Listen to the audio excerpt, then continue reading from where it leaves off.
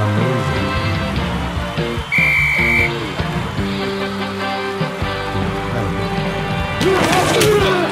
That is football. Welcome to footballgameplan.com, where football makes sense. I'm Emery Hunt, the czar of the playbook. Bring you an NFL Week 2 preview between the Houston Texans and the Jacksonville Jaguars. Let's look at the Texans in this ball game. Offensively speaking, I think the Texans can come in and utilize a little bit more inside zone as opposed to outside zone to take advantage of the weakened Jags interior. I think the Jags are soft on the interior, so more inside zone, influence that D tackle to come in so that way you can get in the right position to run downhill with Ben Tate and also Arian Foster. So I think more inside zone as opposed to outside zone. And you have to find a way to work Trendon Holiday into the offense. This guy has that breakaway speed. He has that project speed that we used to call. You got to get this guy to football quickly because he has what it takes to take it the distance. Find a way to work him into your passing game. And also the running game was effective last week. I mean, it may not show up on the stat sheet. It was effective in the time of possession. They were able to control the clock, and that's what essentially got the Dolphins out of the ball game. Now, defensively, the corners can sit back a little bit and play read and react coverage.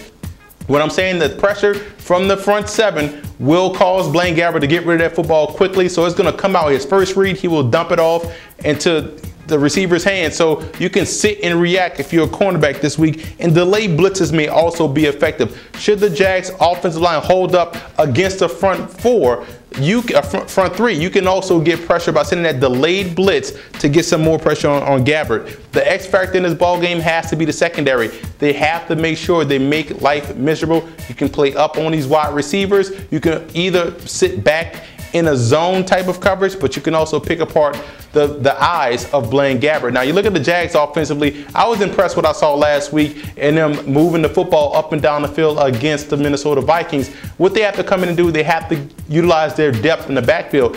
Don't be afraid to utilize Greg Jones. I think he has a unique opportunity. So you can use split backs, you can get creative, those fullback dives, traps, find a way to get Greg Jones to football.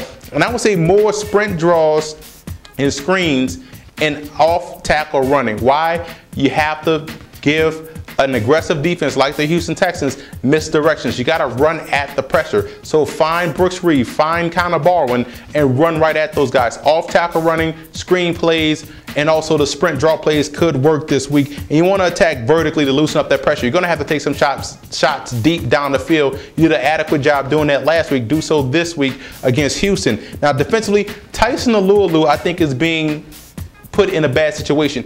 He's not the power guy. He's more of a finesse guy. Get him on stunts, loop arounds. That way you can have some success in getting pressure. And also I look at Mathis versus Johnson. That's going to be the biggest matchup. Rasheem Mathis has to win that battle throughout this ball game. That's Houston's #1 and #2 target. You got to take him away. And don't be afraid to send extra at Matt Schaub. You can get pressure on Schaub and he'll hold that football and take a sack. The X factor for the Jaguars has to be the offensive line. Those guys have to make sure they play their best game this week versus the pressure of the Houston Texans. So let's look at some positional breakdowns in this ball game. When you look at the quarterback position, I have to give the edge to Houston, although I was impressed with what I saw out of Blaine Gabbert last week. I think they're even at running back. I think they're even at receiver.